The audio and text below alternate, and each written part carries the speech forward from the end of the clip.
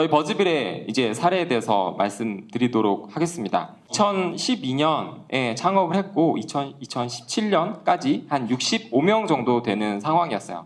제가 입사했을 당시에 한 65명에서 70명이어서 일단 제가 65명으로 해봤고 이용호, 이관우 이제 두 공동 대표님이 이뤄가고 있는 회사입니다.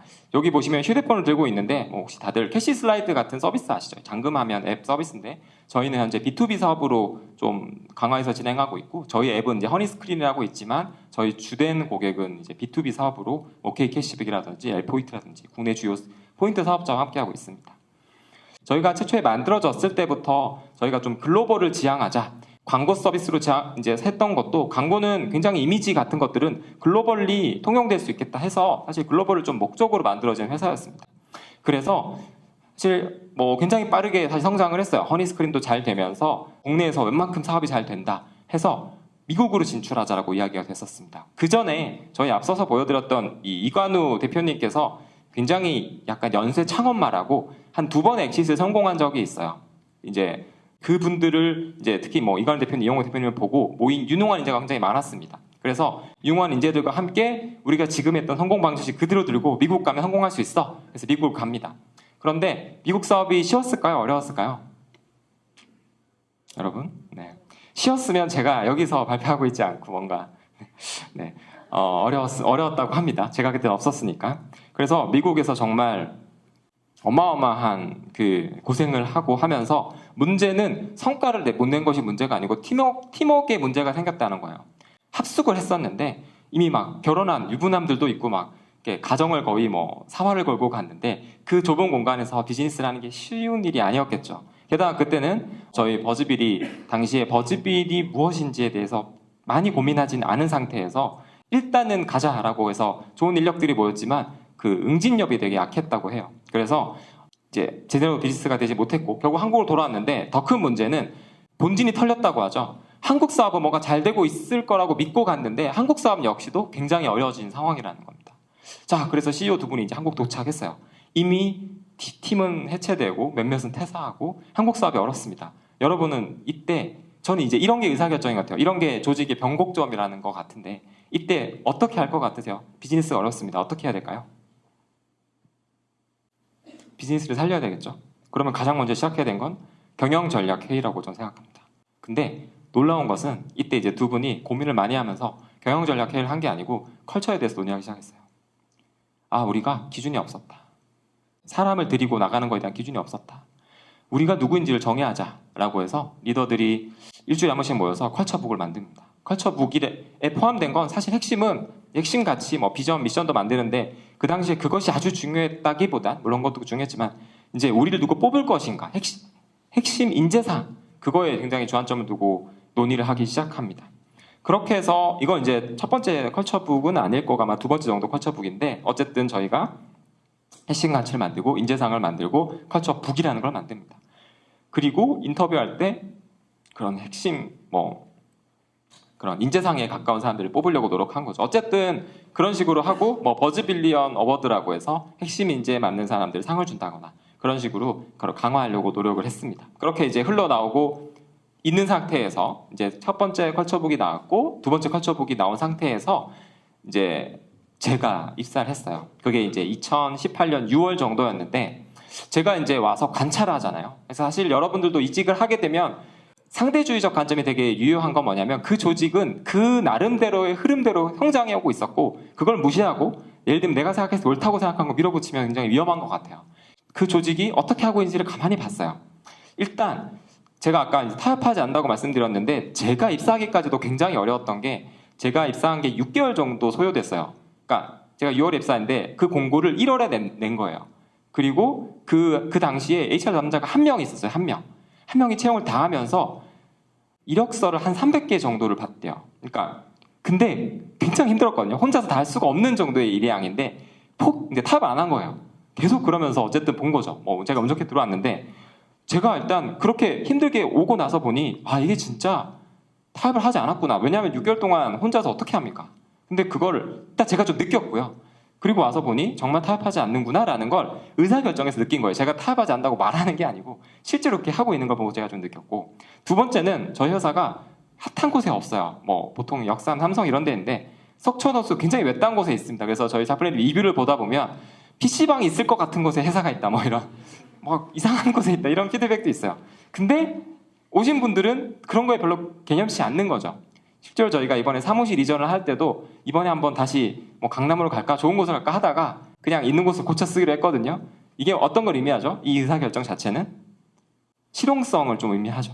네, 저희가 막 좀 뭔가 화려하거나 뭔가 돈이 좀 들어가는 수 있는 것으로 의사결정 할까 하다가 이번에도 여전히 다시 그냥 일단 여기서 하자, 대신 뭐 여기 잘 꾸미자, 굉장히 좀 실용성 있는 것을 저는, 그리고 외딴 곳에 있다는 것을 그냥 뭐 우리는 실용적이에요 라고 말하는 게 아니라 건물의 위치로 저는 배울 수 있는 것 같고, 또 이제 그러면서도 글로벌 워크숍을 진행합니다. 이런 것은 뭘 의미할까? 가만히 생각해 보면 굉장히 돈이 많이 들어가는데 이건 또 쓰는 거죠.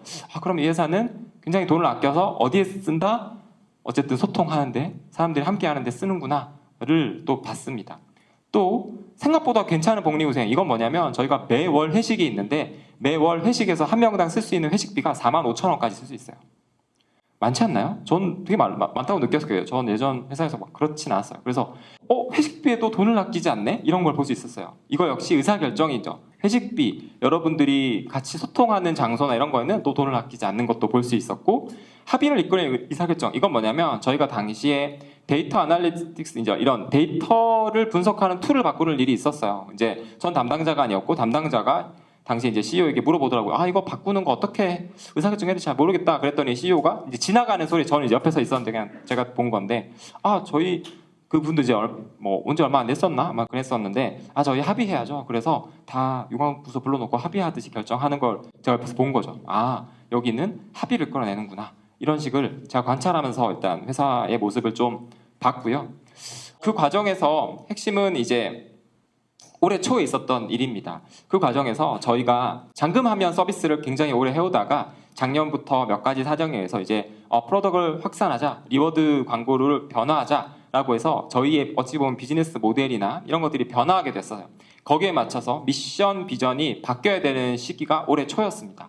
이걸 함께 하게 됐는데, 저희가 그래서 바뀌게 된 이제 뭐 키워드가 리워드 데드 플랫폼으로 바뀌게 된 거죠. 그 과정에서 뭐 미션 비전은 또 말할 것도 없고 핵심 가치에 대해서 굉장히 재밌는 일이 많았습니다. 그중 하나는 이겁니다. 일단 CEO 두 분 그리고 리더단에서 굉장히 오래 고민을 했어요. 그래서 미션 비전을 선포식 같은 개념으로 처음에 했습니다. 1월 초였죠. 1월 초에 이제 우리의 비전은 바뀌었습니다. 딱 얘기를 했는데 반응이 어땠을까요? 반응이 지금과 같았습니다. 여러분. 관심 이렇게 그렇게 막 생각보다 열광적이지 않았어요. 그래서 일단 반응을 저희도 봤죠. 저는 사실 좀 염려가 되긴 했었거든요. 왜 그럴 수 있는지. 왜냐하면 잠금하면 서비스로 굉장히 우리가 확고하게 가고 있는데 왜 눈길을 돌리냐라는 얘기부터, 왜 이거에 대한지 중요성을 다들 자기 나름의 이해관계나 관점에 따라서 보는 게 다른 거죠. 그리고 그것이 만들어지는 과정에 충분히 소통되지 못한 것도 있었어요. 그래서 저희가 피드백을 받았는데 피드백이 진짜 날카로웠습니다. 예를 들면 지금 그거 실리콘밸리 아무데나 다 쓰는 거 아니냐 라든지 앞서서 말했던 그런 비난들이 굉장히 많았습니다. 그래서 한번 일단 현타를 맞고 큰일이다. 이거 지금 일단 그 당시에는 비전이었는데 저희가 4월 30일에 창립 기념일까지 좀 뭔가 그 사이에 이거를 어찌 보면 약간 시행착오를 다시 회복해야 되겠다라고 해서 몇 가지 활동을 했습니다. 그래서 이렇게 했었어요. 당시에 얼마나 만족스러우셨나요? 이거 임용 질문했었는데 3.7, 3.4 이렇게 나옵니다. 5가 만점이니까 뭐 어떤 회사 측면에서는 높은 거 아니에요? 말할 수 있지만 저희의 기준에서는 3점 정도면 굉장히 불만이 많다. 그래서 저희가 미션 비전을 실제행위별로 구체화하고 피드백을 받겠다라고 당시에 얘기를 하고 굉장히 많은 피드백들을 받습니다. 그래서 실제로 영과 존, 이제 저희 CEO들은 런치를 계속해요. 그래서 밥 먹으면서 구성 한 명 한 명 시간 되면 우리 비전이 왜 바뀌는지, 왜 이렇게 바뀌는지 얘기를 했고요. 핵심 이제 코어 가치, 이제 코어 밸류 워크샵이라는 걸 했어요. 이거는 이제 리더 워크샵을 했는데 이거에 대해서 좀 재밌어서 제가 공유하자면 어떻게 했냐면, 제가 비전 미션은 어쨌든 그래도 CEO 방향성이 중요하기 때문에 구성원들의 의견만으로 정할 수는 없다. 설득하는 거지만 핵심 가치는 이번에 한번 구성원들의 의견을 완전히 받아들여서 한번 해보자. 어차피 우리가 탑다운으로 핵심 가치를 말한다고 해도 구성원들이 그걸 지키지 않으면 의미가 있냐. 그래서 구성원들이 우리는 실제로 어떤 가치를 중요하게 여기는지 한번 들어보자 라고 생각해서 한번 진행해봤습니다. 그리고 그걸 리더단에서 동시에 했었고요. 자, 어떻게 했냐면 이렇게 했습니다. 저희는 그냥 이렇게 가치 카드라고요. 이제 밸류 카드라는 몇 개더라? 한 40개였나? 어쨌든 네, 이 정도 되는 카드를 딱 띄워놓습니다. 화면에. 그리고 나서 이렇게 물어봐요. 버즈빌이 가장 중요하게 여긴다고 생각하는 가치를 여러분들이 한번 골라보세요. 자, 이렇게 여러분 만약 회사에서 한다고 했다면 이것이 몇 가지로 수렴될 수 있을까요? 쉽지 않겠죠? 왜냐하면 각자가 보는 회사의 모습은 굉장히 달라요. 그리고 게다가 이 단어들이 구체적으로 정리되어 있지 않기 때문에 뭐 오해도 있고요. 어떤 단어에 대한 오해도 있고. 그래서 이렇게 진행을 했는데 어떤 결과는 어땠을까요?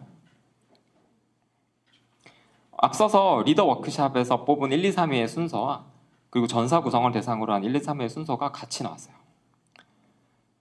그게 굉장히 전 놀라운 일이었다고 생각이 듭니다. 그래서 일단 저희가 그리고 이제 4등 이유는 다 달라요. 근데 첫 번째, 두 번째, 세 번째가 같이 나온 거죠. 저희가 그래서 희망을 좀 본 거죠. 아, 이거는 진짜 구성원들의 핵심 가치라고 여기는구나 라고 저희가 좀 인식될 수 있었고 저희가 나왔던 것은 이렇습니다. 첫 번째는 성장이었어요.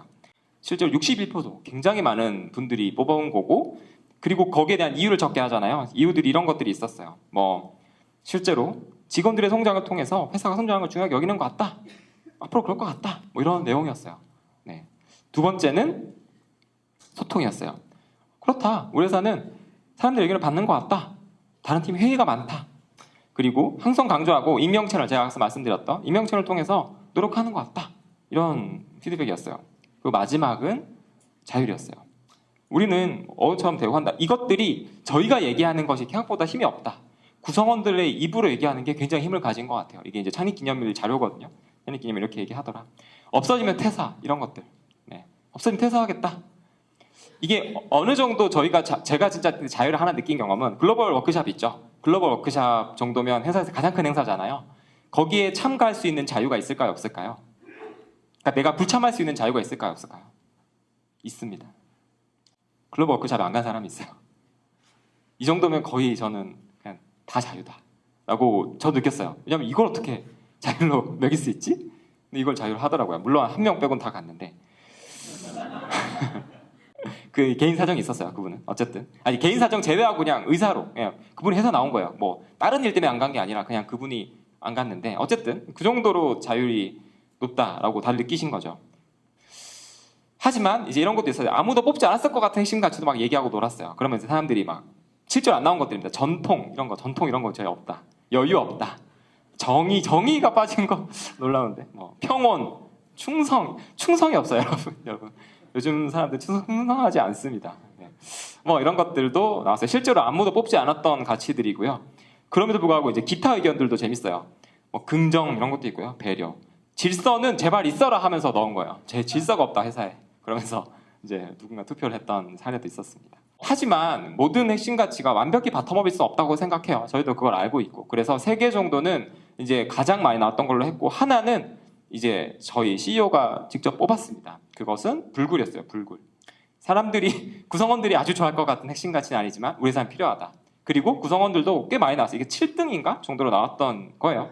저희가 이제 구글 이슈라는 게 있었는데 굉장히 어려운 난관을 어쨌든 이겨냈다. 우리는 버텨야 된다. 이런 것들에 다들 공감대가 있는 거죠. 그래서 제가 핵심 가치 4가지로 정리했습니다.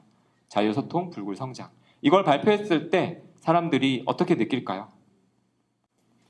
그것이 이걸 수렴하는 과정이 핵심 가치보다 더 중요하다고 생각합니다. 그것이 조직 문화를 나타내는 과정이었다고 생각이 드는 거죠. 아, 이 회사는 이렇게 조직 문화를 만들어 가는구나 라는 것이 메시지인 거지 사실 이것은 그렇게 중요한 메시지는 아닙니다. 어차피 사람들이 이거에 귀 기울이지 않아요. 근데 이것이 진행된 과정에 귀 기울인다는 것은 제가 확신할 수 있어요. 그렇게 해서 만들어진 것이 3번째 컬처북이고요. 뭐 그렇습니다. 저희 회사에서 그래서 저는 고민을 했습니다. 저희 회사가 조직 문화를 위해서 뭘 노력하고 있는지 제가 딱 한 단어를 찾으라고 하면 저는 얼라이먼트라는 것 같아요. 얼라이먼트. 그러니까 이 단어들이 있어요. 이것들이 실제로 앞서 말했던 이 심층 과정들이 표와 얼라인돼야 되고요. 이 표는 뭐와 연결돼야 되죠? 실제로 보이는 인공물과 얼라이먼트 이루어야 된다는 얘기입니다. 그리고 인공물 중에 몇 가지 이제 제도인데 제가 하나만 예를 들면 버즈 챌린지라는 제도가 있어요. 이거는 저희가 그 분기별로 하는데 분기별로 그냥 이렇게 신청을 받아요. 당신들 이번에 그 자유롭게 목표를 설정하세요. 그리고 나서 목표를 올리시고 그냥 자유롭게 이걸 달성하시면 리워드를 드립니다. 저희가 이제 리워드를 또 회사잖아요. 그래서 복리후생 제도로 이런 걸 해요. 이게 저희는 메시지인 거죠. 우리는 개개인들의 성장을 추구합니다. 라는 메시지를 이런 제도로 녹여내는 것이고 실제로 저희는 전사 구성원들에게 자기개발비를 10만 원씩 줘요. 이제 10만 원씩 주는데 이건 대부분 이제 뭐 성장과 관련된 운동 관련된 것만 쓸 수 있지 복리후생 제도는 쓸 수 없다. 이런 것들이 저희는 이 성장과 관련된 제도인 거죠. 그런 식으로 이 네 가지 가치들과 연결된 것들을 계속 만들어 보시는 게 중요할 것 같아요. 이거는 뭐죠? 전체 회의. 제가 말씀드렸던 그런 앞서 말씀드린 전체 회의는 소통과 관련된 제도인 거죠. 그런 식으로 이 핵심 가치들이 실제로 개념으로서 있는 게 아니고 구성원들이 어떻게 느낄지를 고민해 보시고 계속 세팅해 보시는 게 제일 좋고 네, 이런 식이죠. 전체 회의, 사무실, 복리후생 컬처북 이런 것들이 인공물이고 실제로 이런 것들을 통해서 사람들은 아, 우리 회사는 이런 회사구나. 공기와 이미지를 느낀다라고 저는 말씀드릴 수밖에 없을 것 같고요. 말씀드렸던 이 가치들이 마지막으로 어디에 있어야 할까요? 이것은 회사의 가장 높은 곳에 있어야 됩니다. 저는 조직 문화를 못 만드는 회사 중에 가장 큰 핵심은 CEO보다 이것이 위에 있어야 된다는 걸 대부분 잊어버리는 것 같아요. 이 말했던 핵심 가치들보다 위에 CEO가 있는 순간 이 모든 온라인, 이 모든 작업들이 다 무너진다고 저는 확신할 수 있어요.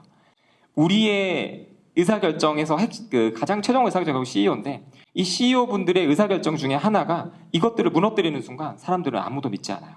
그래서 이 모든 것들을 얘기하고 이 모든 것이 CEO 위에 있어야 된다라는 말. 다시 말하면 헌법 밑에 해동형이 있는 것처럼 조직 문화의 핵심은 이것이 헌법으로 존재하고 이것을 밑에 모든 의사결정이 이루어지기만 하면 저는 좋은 조직 문화를 만들 수 있을 것 같다. 근데 이게 진짜 어렵다. 그래서 많은 분들이 인공물에 초점을 둬요. 이걸 계속 개선시키는데 저는 실제로 가장 중요한 건 앞서 제가 마지막에 말한 것 같아요. 그래서 실천법은 사실은 눈에 띌 수밖에 없어요. 눈에 띄는 걸 실천을 따라하기도 좋지만 사실은 더 중요한 건 그 근간에 있는 게 아닌가 이런 생각을 하면서 저도 계속 관찰하고 있고 저도 많은 시행착오를 겪고 있습니다. 이렇게 얘기하지만 굉장히 많은 비난을 받고 있고요. 욕을 많이 먹습니다. 하지만 네, 뭐 이것이 스타트업의 숙명이니 다들 같이 하면서 뭐 재밌는 실험들 많이 만들어 가 보시면 좋을 것 같아요. 여기서 마무리하겠습니다. 감사합니다.